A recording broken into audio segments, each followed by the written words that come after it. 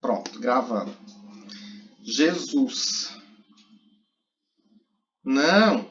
Né? Eu adoro frio, mas eu tô descobrindo que eu tô mais pro calor. Passei quase 8 anos, né, morando na Bahia e depois em Goiás, e aí descobri que o frio não tá me fazendo muito bem, não. Né? Tá doendo a junta. Tem umas roupinhas, gente, que vale a pena para quem tem frio. Depois vocês passam aí, quem tiver condições, claro, quem puder, né? Tem na Decathlon. Eles vendem uma segunda pele, né? Uma roupa que a gente quase chama de segunda pele, que é roupa para quem esquia, assim, né? Então você pega uma calça e uma camisa, que é como se fosse uma camisa grudada no corpo, aí você consegue vestir roupa por cima, né? Sem fazer aquele monte de camada, sem ficar aumentando muito o tamanho. E esquenta bem, assim, né? E não é muito caro, né? Pois eu acho que é 50, 60 reais uma calça, 50, 60 reais uma camisa. É caro para muitas pessoas, mas por causa do frio, às vezes vale o investimento, tá bom? Pessoal, eu espero que vocês estejam bem. Desculpa realmente a ausência. E aí, só retomando, tá? Vocês tinham trabalho para me entregar ontem. Era na semana passada, a gente adiou, eu coloquei para ontem. Algumas pessoas estão mandando. Algumas pessoas estão reportando que tem gente que sumiu, que não apareceu, que não quer nada, que as pessoas do grupo não estão fazendo nada com nada. E aí, assim, eu queria lembrar o seguinte. A gente tem 15 pontos neste trabalho dos mitos, tá? Então, assim, até o final da semana, quem não mandou, tente enviar. Só recapitulando o que vocês vão fazer. É uma pesquisa, tá? É uma pesquisa. Já recebi alguns trabalhos, tem alguns trabalhos muito bacanas, tá?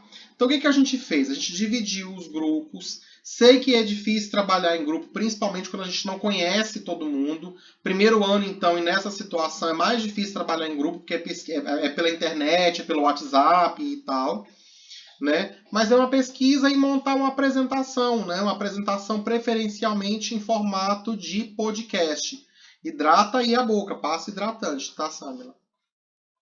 E aí, gente, formato de podcast, formato de audiovisual, formato de áudio, de apresentação, PowerPoint, Canva, Prezi, o que vocês usarem de formato, tá? O importante é que vocês pesquisem, tentem conhecer esses mitos, trazer esses mitos pra gente poder compará-los depois, tá? Assim que eu receber todos os vídeos, eu vou disponibilizar para todo mundo assistir. E aí vocês vão assistir esses vídeos e depois a gente vai conversar sobre eles. Por quê?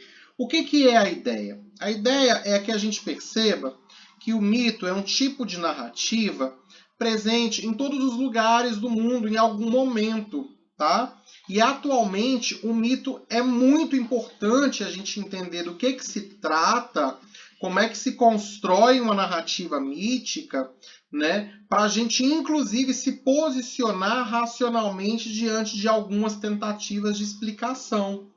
Né? A gente vai para os mitos gregos, que são os mais conhecidos quando a gente está falando de filosofia, né? E aí, de repente, a gente começa a pensar assim, é muito absurdo, é muita coisa sem noção, é umas ideias malucas, nada a ver. E aí, de repente, a gente percebe que não é bem assim, né? Os gregos, eles levavam muito a sério aquelas histórias. E, em determinado momento, eles realmente cultuavam aquilo. E aquelas histórias que pareciam ser sem cabeça, elas se tornaram religião. Elas tinham uma certa relação de religiosidade, de crença, né? E é bem importante a gente sempre lembrar, o mito é uma tentativa de responder à curiosidade humana, às perguntas que a gente se faz o tempo inteiro. Então, o que é mito genealógico? É um mito que explica a origem das coisas. Foi isso que eu pedi para os grupos pesquisarem, basicamente. E aí cada grupo fica à vontade para pesquisar os mitos de acordo com a designação. Então tem mito nórdico, mito romano. O mito romano parece muito com o mito grego, parece que só muda o nome, sim. Mito grego, mito oriental, as lendas brasileiras. Jesus. Ô, meu amor, a janela tá fechada. Desculpa, gente. Vem, pode vir. A minha gata pulou aqui, a janela estava fechada, ela deu de cara no vidro. E quase derrubou o café, derrubou foi tudo. Pode vir. Agora não quer mais. Ai, ai, eu fechei a janela por causa do frio e ela pulou de uma vez. Então vamos lá, gente, voltando aqui. Tá? Sobre os trabalhos, tá bem? Quem ainda não fez, trate de fazer e me mandar o trabalho, se possível até domingo, tá bom? E aí, gente, ó, se o grupo estiver dando muito trabalho, o povo não quer nada com nada, faz sozinho, entrega e aí e dane-se o grupo, né? Porque aí ai, ai, ganhei de presente. Só falta o cabelo agora. Né? Meu marido que me deu de presente.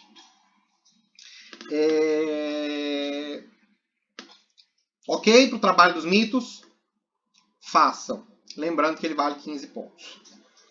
Eu e a professora Maria dividimos as apresentações de vocês.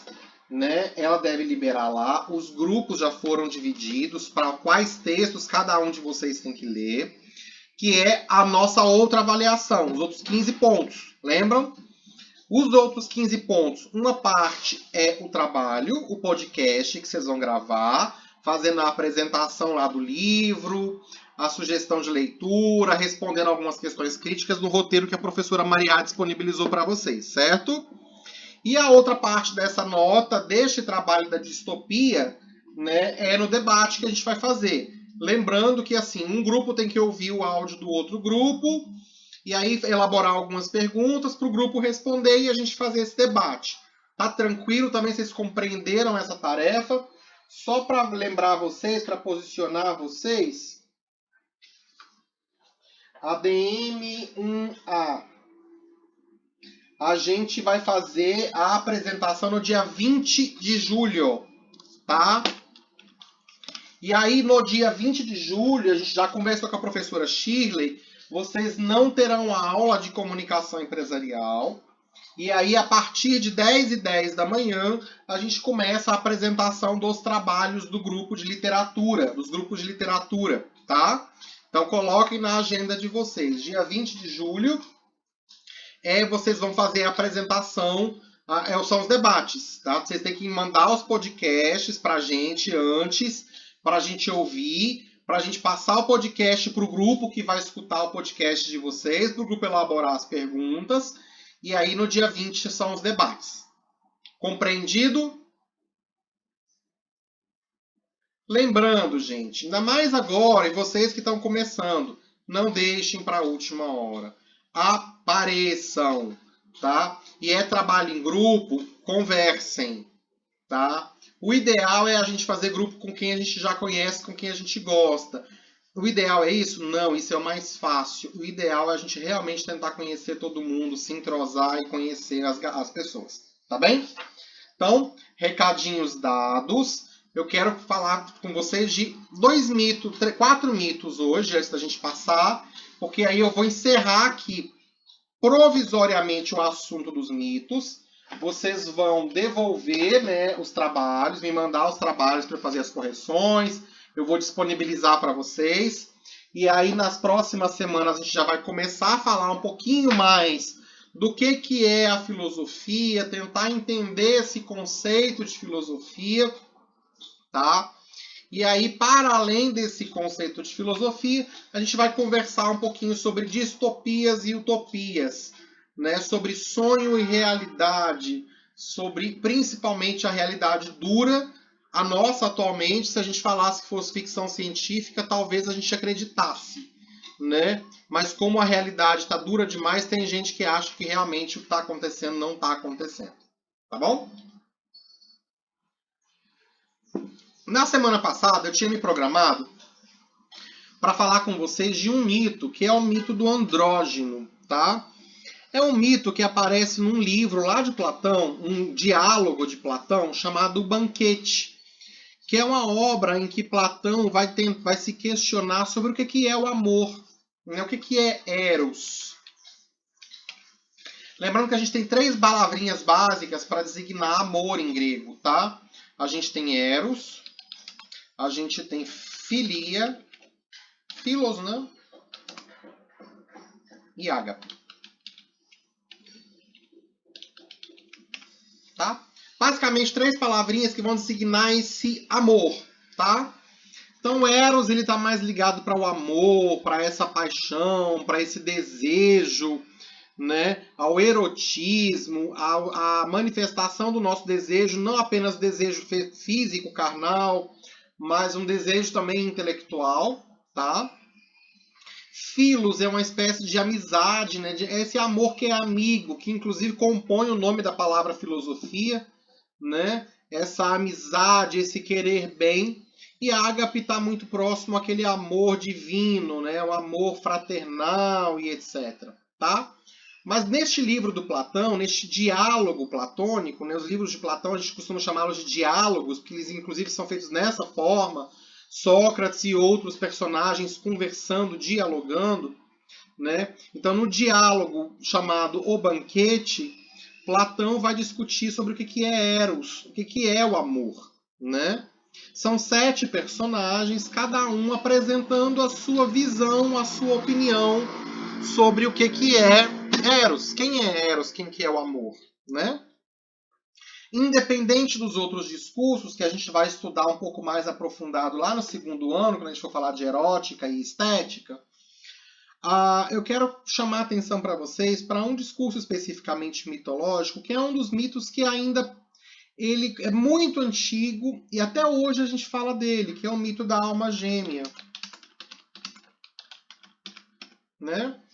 Na semana passada a gente encerrou o mês Pride, né, que a gente fala, o mês do orgulho, o mês LGBTQIA+, mas é importante que a gente pense que essas questões devem prevalecer ao longo de todo o ano, de toda a vida, né? E aí eu tinha me programado para falar desse mito com vocês, que era o mito do andrógeno, que é o discurso do Aristófanes, que aparece lá neste diálogo, tá? E aí tinha um videozinho, eu vou disponibilizar o videozinho depois para vocês assistirem, que é uma animação francesa sobre com a narrativa lá do texto, mas basicamente o mito fala assim, tá? E aí, lembrando, gente, mito é uma tentativa de explicar as coisas, de dar as coisas, é como as coisas se manifestam. Então é uma espécie de tentar dizer, né? Então, assim, quando perguntaram para Aristófanes o que ele achava que ele era o amor, e aí ele fala assim, o amor é a busca pela sua outra metade. O amor é a busca por aquilo que te faz completo, por aquilo que te faz inteiro. Né? Uai, Aristófanes, como assim a outra metade? A gente tem uma outra metade, a gente não é inteiro? E aí ele conta a seguinte historinha, o seguinte mito, né? Que no início dos tempos, os homens eram inteiros e eles tinham, era como se fosse uma grande bola, com 2 cabeças coladas, 4 braços, 4 pernas, que eram seres muito fortes. E aí haviam 3 tipos de seres, né? O ser masculino com masculino, o ser feminino com feminino e o ser masculino com feminino, né?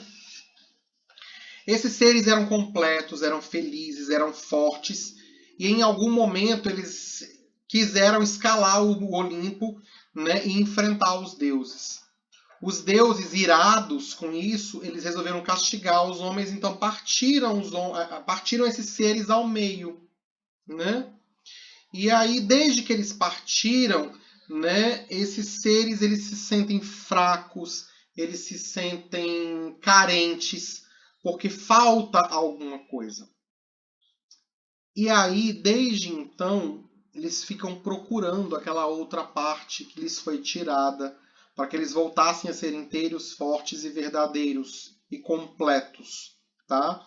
Então, o amor é isso, é essa busca por essa outra metade, independentemente se essa outra metade tem um gênero igual ou diferente do seu, né? Então, 4 séculos antes de Cristo, a gente escuta essa narrativa dizendo que a nossa alma gêmea, ela não tem sexo, ela é uma alma gêmea, né? Eu escrevi mito da lama gêmea, né? Não é lama não, é alma, tá, gente? Que a nossa alma não tem sexo, a nossa alma não tem cor, que amor não tem sexo, amor não tem cor, amor não tem identidade. Né? Amor é amor e pronto. Né? Eu queria conversar sobre isso na semana passada com vocês, acabamos não conseguindo falar, né? E aí a gente tem outras, várias narrativas míticas que tentam explicar o que é o amor, tá? E aí vamos lembrar, o mito ele é uma tentativa de dar uma resposta, tá? E aí a gente se pergunta, será que esse mito faz sentido? Né? O que a gente aprende com esse mito? Para além desse mito, eu tinha separado outros 3, que é mais ou menos o exercício que eu quero que a gente faça quando vocês todos disponibilizarem os trabalhos. Eu vou disponibilizar para todo mundo ver os trabalhos dos colegas, assistir aos trabalhos dos colegas, porque a ideia é que a gente compare, tá? Compare visões diferentes e tente achar elementos de similitude, similaridade, né? Elementos de congruência. Por exemplo, tem 3 mitos ou 3 narrativas que se confundem por um elemento, né? A maçã, por exemplo, né? Eu vou pegar 3 histórias, né, em que a maçã está presente e de alguma maneira ela simboliza a saída da ingenuidade para o reconhecimento do mal, né? Para o reconhecimento da discórdia, né? Por exemplo, todo mundo já ouviu falar da maçã lá na Bíblia, né? Lá no Gênesis, né? Independente se foi Lilith ou se foi Lúcifer, né? A gente sabe que uma serpente enganou Eva para que Eva comesse aquela maçã, que era o fruto da árvore do conhecimento do bem e do mal, que era o fruto proibido, né? Havia uma regra no paraíso dizendo que podia tudo menos aquilo, né? E a maçã simboliza então a transgressão, né? A ingenuidade, né? De cair na tentação, aquela coisa da curiosidade que a serpente fala para Eva: bobagem, você acha que Deus vai expulsar vocês por causa de uma maçã? É só uma maçã e pronto, né? O que será que ele está escondendo? Por que será que não pode fazer? A ideia de será que o proibido é mais gostoso? E aí a Eva come a maçã e depois convence Adão a comer. E os dois então são castigados e expulsos do paraíso. Primeira historinha. Segunda historinha tá lá na Ilíada, né? Que é o mito de Eris, o pomo de ouro, a maçã dourada, a maçã da discórdia. Né? Tem uma festa, Eris, que é a deusa da discórdia, não é convidada para a festa. E aí ela leva, então, ela chega escondida, né? A discórdia aparece do nada. Tá todo mundo bem, aí de repente começa uma briga, é a discórdia se manifestando, né?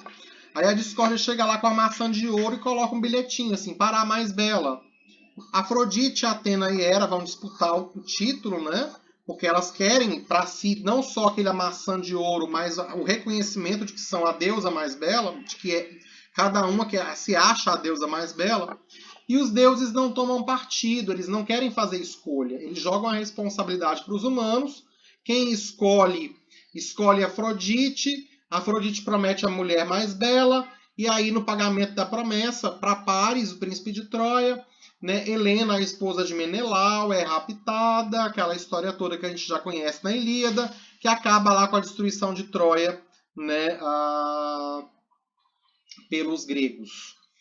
E por fim, uma última historinha que todo mundo já ouviu falar em algum momento, né? A da Branca de Neve, que é enganada pela sua madrasta, que lhe oferece uma maçã envenenada, porque depois, primeiro ela tentou matar, mandou matar, o caçador matar a Branca de Neve, ele não mata, aí ela foge, vai viver com os anões, e aí a rainha descobre pelo espelho que ela não é a mais bela ainda, porque tem outra lá, mulher mais bela. Ela vai atrás da Branca de Neve, dá a maçãzinha, a Branca de Neve se deixa enganar pela beleza da maçã e pela ingenuidade. É só uma velhinha, não vai me fazer mal.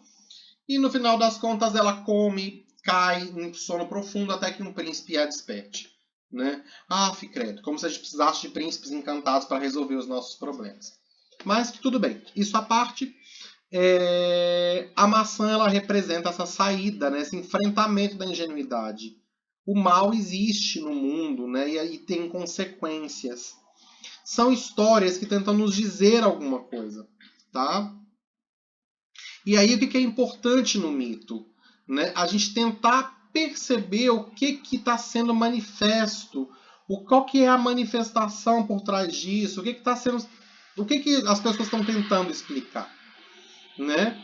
Porque nem sempre é possível explicar as coisas pela racionalidade. A racionalidade ela vem, mas ela também vem junta com a imaginação, com a fantasia, né? Então é importante que a gente perceba que há formas diferentes da gente explicar a realidade.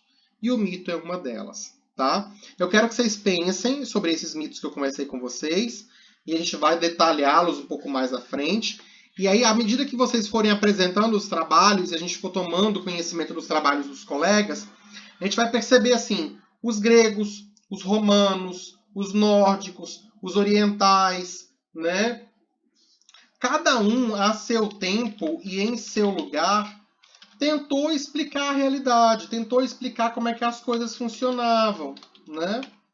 E aí a gente tem primeiro essas narrativas míticas que apelam para a imaginação e para a fantasia. E aí, à medida que as pessoas vão percebendo, olha, isso é só imaginação, é só fantasia, ou elas deixam de acreditar nisso, começa a se construir discursos mais racionais, tentativas mais racionais de explicar as coisas. É nesse momento que a gente fala que há uma passagem do mito para a opinião, para a crença, para o senso comum, de tudo isso para a ciência, para a investigação, para a filosofia. Tá? A gente vai começar agora a tentar posicionar a filosofia frente aos mitos. Antes disso, eu queria que vocês entendessem por que eu estou insistindo tanto em conversar com vocês sobre mito. Eu quero que vocês entendam ou reflitam sobre a importância dos mitos, porque nunca antes, eu acho, foi tão importante a gente tentar entender e refletir sobre isso, porque os mitos estão presentes mais do que nunca, né? Vocês acham que é à toa tanto filme de herói, tanto desenho animado, tanto anime, tanto mangá, tanto sucesso nessas narrativas, né? Houve uma geração, a gente brinca de geração Star Wars, né, que se encantou e que viveu aquilo de uma maneira fantástica, geração Star Trek, geração Cavaleiros do Zodíaco, né? Geração Dragon Ball, Senhor dos Anéis, geração Harry Potter, agora tem a geração Marvel, a geração DC, né? Não é só dinheiro, né? Porque agora, minha filha, é fábrica de dinheiro, tudo, né? Desde roupa, caneca, tudo tem heróis. Mas vocês já se perguntaram por que a gente tem dado tanta importância para os heróis? Tanta importância para essas histórias que parecem fantasiosas, imaginação? Por que a arte, a literatura, a poesia, o cinema tem essa importância toda, principalmente nesse momento em que a gente está passando de pandemia, né? Eu tenho a impressão assim de que a realidade tem sido muito dura, de que encarar a realidade dói tanto que às vezes a gente prefere ir para a fantasia, ir para a imaginação, né? Então, será que a gente está fugindo da realidade ou será que a gente está tentando enxergar a realidade por um outro prisma?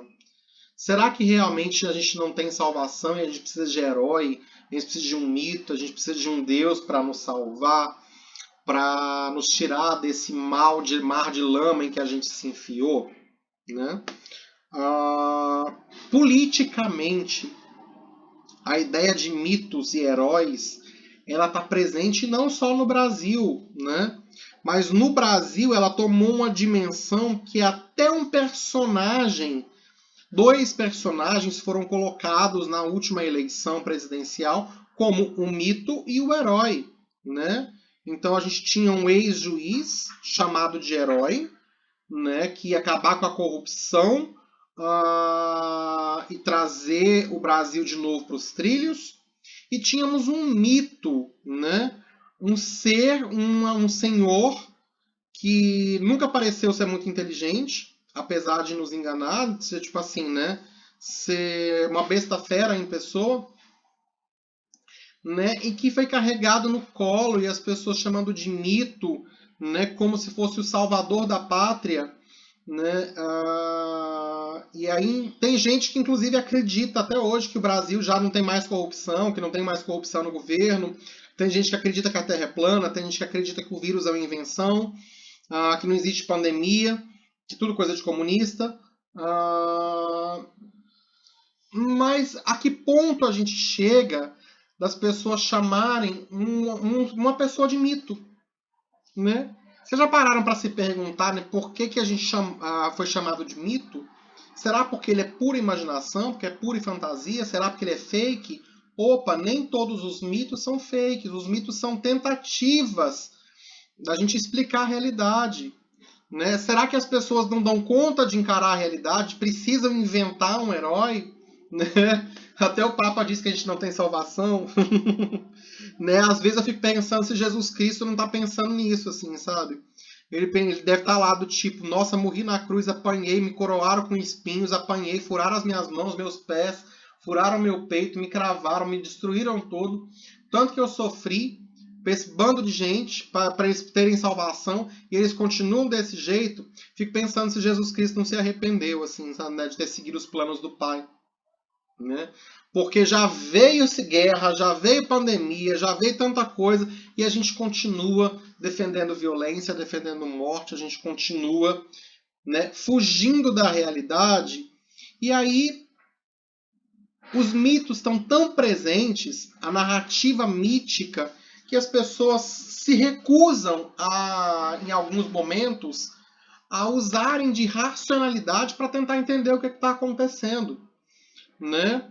Tem gente que prefere acreditar que a Terra é plana e que a cloroquina cura o Covid, né? A reconhecer que tem gente fazendo ciência, investigando, né? E buscando dar respostas para as coisas. Mitos são narrativas que apelam para a imaginação, para a fantasia, buscam explicar manifestações das coisas, como as coisas se manifestam. Mitos têm uma importância, inclusive elas têm uma vinculação religiosa, porque nem tudo a gente consegue explicar racionalmente pela ciência nesse universo tão vasto. Então, às vezes, a gente realmente assim passa a acreditar em algumas coisas para que as coisas façam sentido, porque a gente é tão humano e tão fraco que a gente não dá conta de ficar sem resposta e sem sentido para as coisas, né? Parece que é difícil a gente viver as coisas sem que as coisas tenham sentido e respostas, né?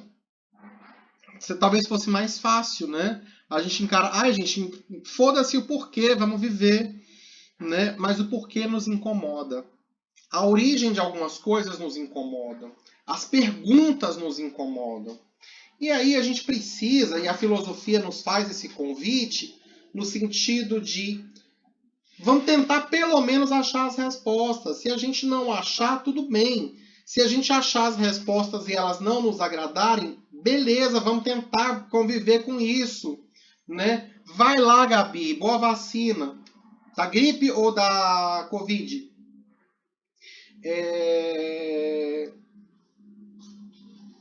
A gente precisa buscar respostas. Eu também vou vacinar da gripe esses dias. Qualquer dia eu vacino. Da Covid eu já tomei a primeira. Tá? Boa vacina, gente. E é isso, tá? Assim, a gente precisa encarar a realidade no sentido de tentar buscar a resposta. Se a resposta vai depender da nossa imaginação, da nossa criatividade, não tem problema. Se as respostas vão nos levar a cunhos de crença e religiosos, não tem problema. O importante é que a gente questione, tá? Como é que a gente vai explicar a realidade? Não sei. A tentativa de explicar é que é importante. E o modo como a gente vai lidar com isso, tá? Principalmente nesse momento. Então, assim, não dá para sair acreditando em qualquer coisa. Não dá para simplesmente a gente sentar em casa e aceitar que as coisas são desse jeito. A gente precisa sair da caverna, lembrando Platão, né? É um convite mesmo para sair da caverna. Desliga a televisão, desliga o computador, o celular, e vamos entender o que está acontecendo, vamos pensar sobre o que está acontecendo, tá? Mitos são ponto de partida e, algumas vezes, ponto de chegada, né? No sentido de explicações mitológicas e fantasiosas de ficção científica parecem fazer mais sentido do que a própria realidade. Quando a gente for discutir o trabalho lá, junto com a professora Mariá, que a gente está falando sobre as utopias e distopias, né? O que é utopia? O que é esse sonho de igualdade, de respeito, de fraternidade? Essa frase antiga, né? Esses valores antigos que já estavam lá na Revolução Francesa, passaram pela Inconfidência Mineira aqui no Brasil, né? Estão presentes até hoje na maioria das democracias, mas que às vezes parecem sonhos inalcançáveis, né? A gente viver num lugar em que todo mundo é livre, todo mundo pode dar a sua opinião, todo mundo pode viver a sua religião, a sua fé, todo mundo convive respeitosamente, todo mundo vive dignamente com o seu trabalho, etc. As pessoas se respeitam, as pessoas se amam, as pessoas são o que elas são, independente de qualquer coisa, e há respeito, né? Será que um dia essa utopia, esse sonho, ele vai se tornar realidade?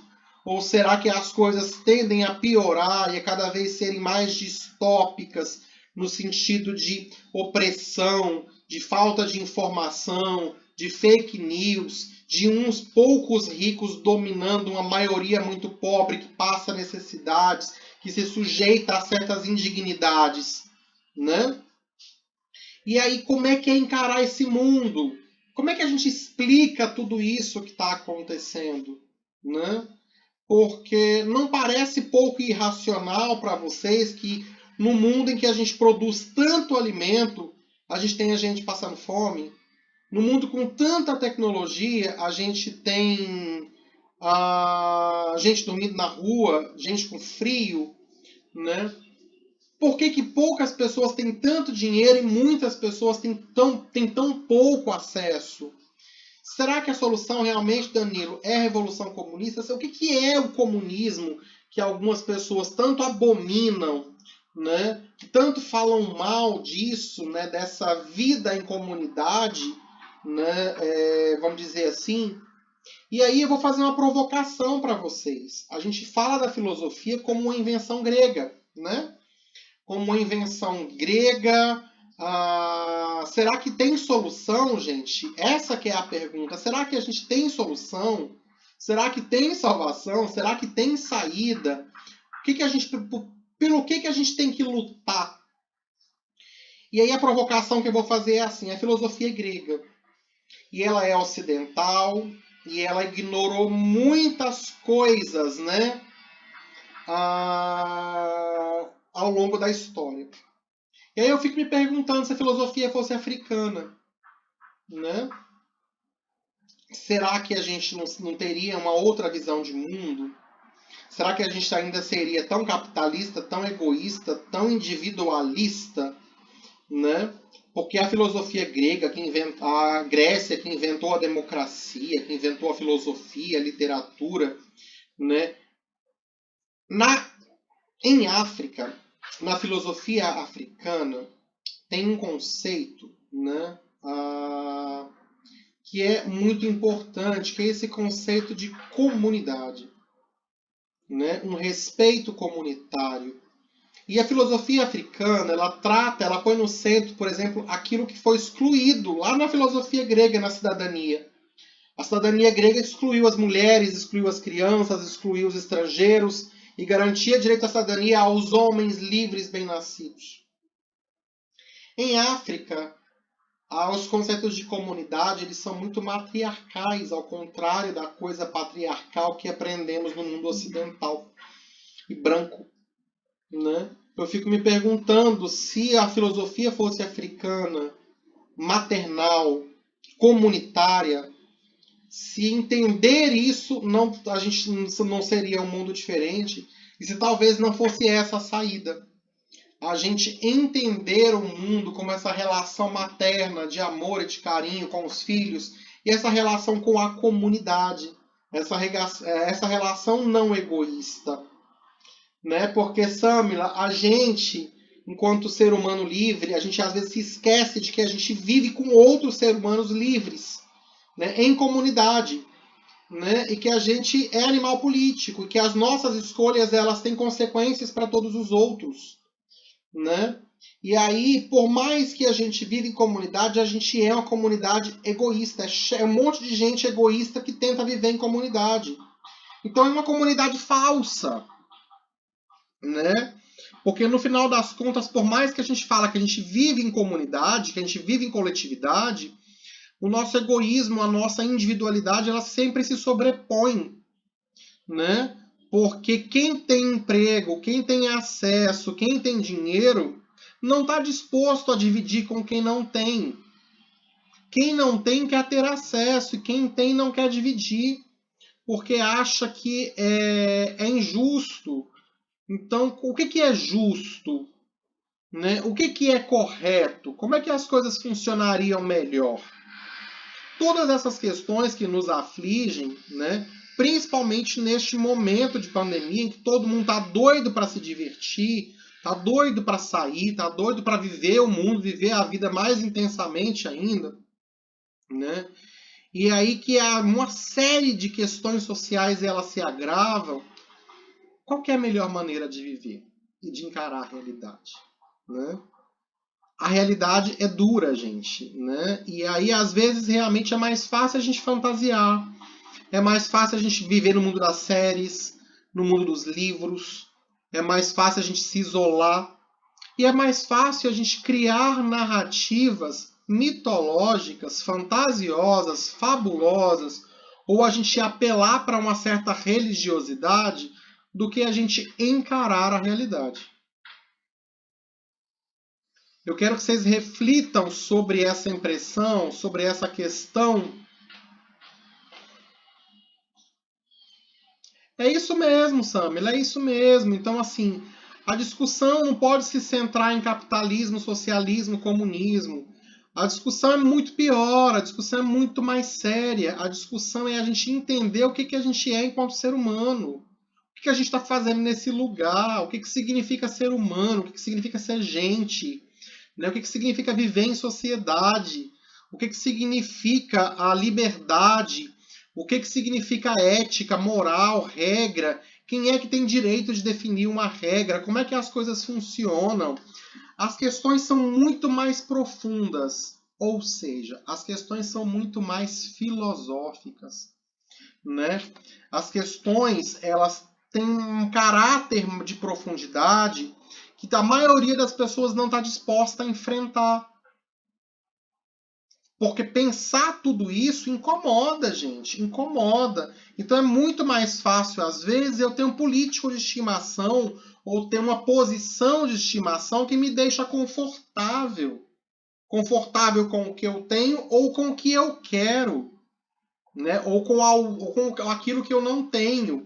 Quem não tem quer ter. Quem tem não quer perder. E aí a disputa, ela ultrapassa valor econômico, ela ultrapassa uma série de coisas, porque ela é disputa de poder o tempo todo, né? E aí, assim, quem detém poder, no final das contas, é quem mais se conhece e quem consegue argumentar e quem consegue definir e consegue entender o poder do outro, entender a si mesmo, entender o outro e conseguir equilibrar isso. Porque às vezes eu posso até não ter dinheiro, mas se eu consigo entender quem eu sou e quem os outros são, eu consigo manipular isso até discursivamente. Eu consigo convencer as pessoas a fazerem aquilo que eu quero. No final das contas, é uma disputa narrativa, é uma disputa de poder, é uma disputa de fala. Então, qual é o discurso que vai convencer?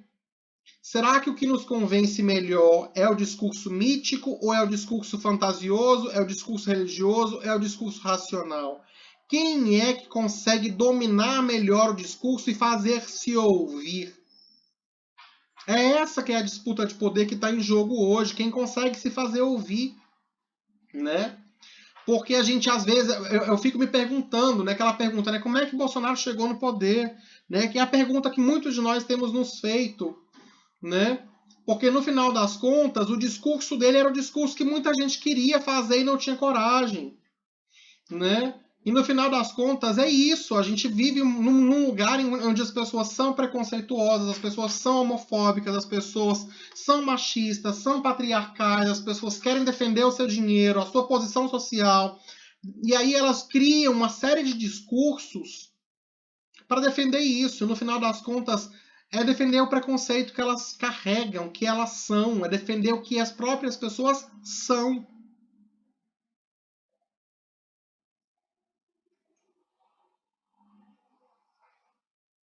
E é difícil, gente, a gente se olhar no espelho e tentar dizer o que a gente é.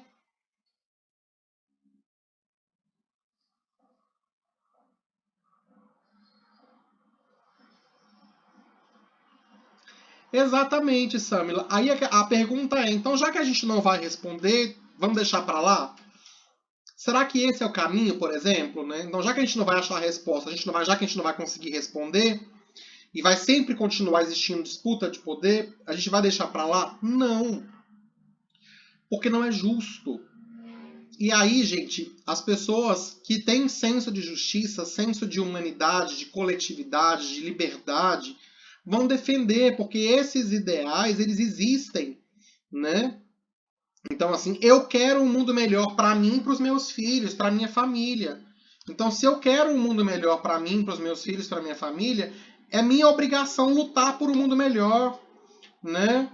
Se a gente se acomoda, não acaba a escravidão, não acaba a pobreza, não acaba a miséria, né? Então a gente tem que lutar mesmo para que essas coisas que nos ofendem, elas sejam enfrentadas, né? E não é minimizar e não é esconder o problema, é tentar resolver o problema mesmo.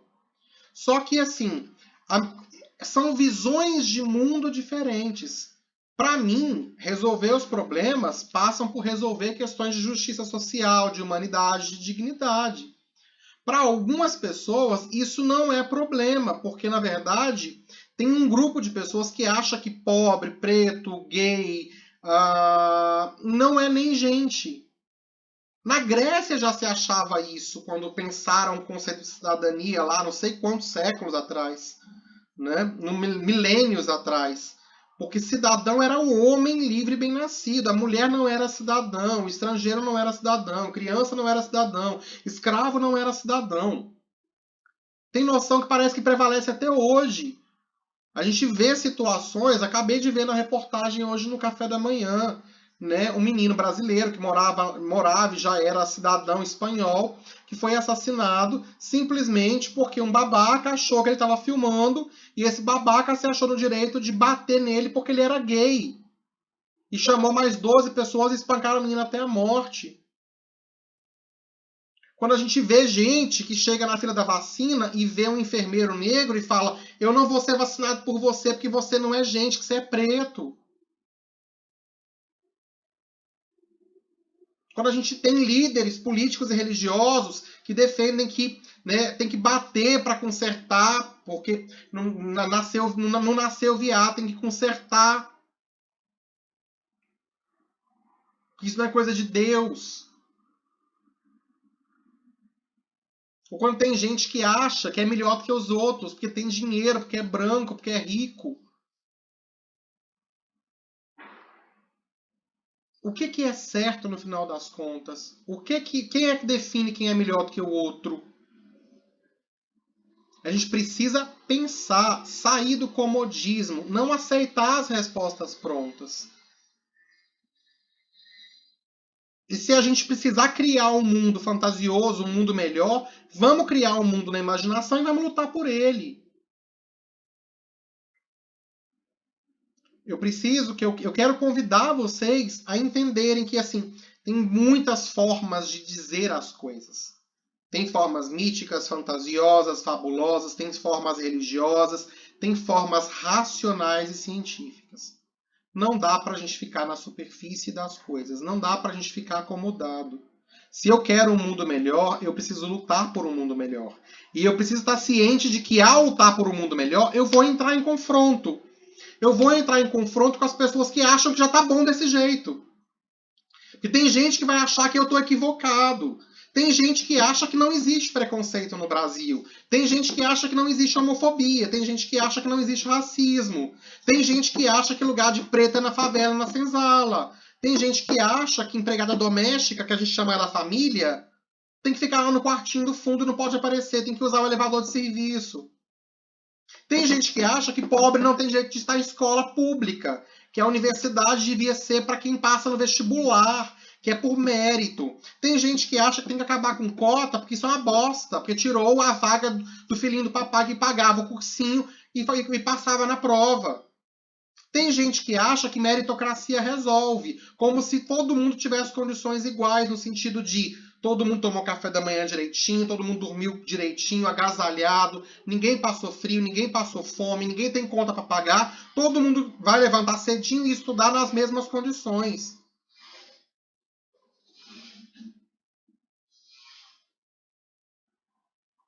Quando eu não concordo, eu preciso expor meu ponto de vista. Mas eu preciso saber que do outro lado tem gente que pensa exatamente o contrário. E aí, gente, disputa de poder é disputa narrativa. Nós vamos usar mitos, a gente vai usar imaginação, fantasia, opinião, crença, fake news, ou a gente vai usar dados, argumentos científicos, racionais, para explicar o nosso ponto de vista e a nossa posição. Se vocês morressem hoje, e supondo que o céu existisse, e para entrar no céu vocês teriam que defender cada ato de vocês, cada escolha que vocês fizeram ao longo da vida, quantos de vocês acham que entrariam no céu? Tem gente que morre de vergonha de gravar uma entrevista, de gravar um trabalho de filosofia. Imagina lá diante de Deus na hora de defender o que você fez a vida toda. As suas intenções.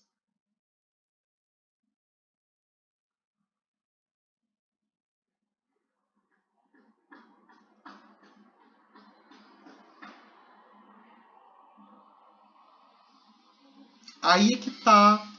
Emoção e paixão não é argumento.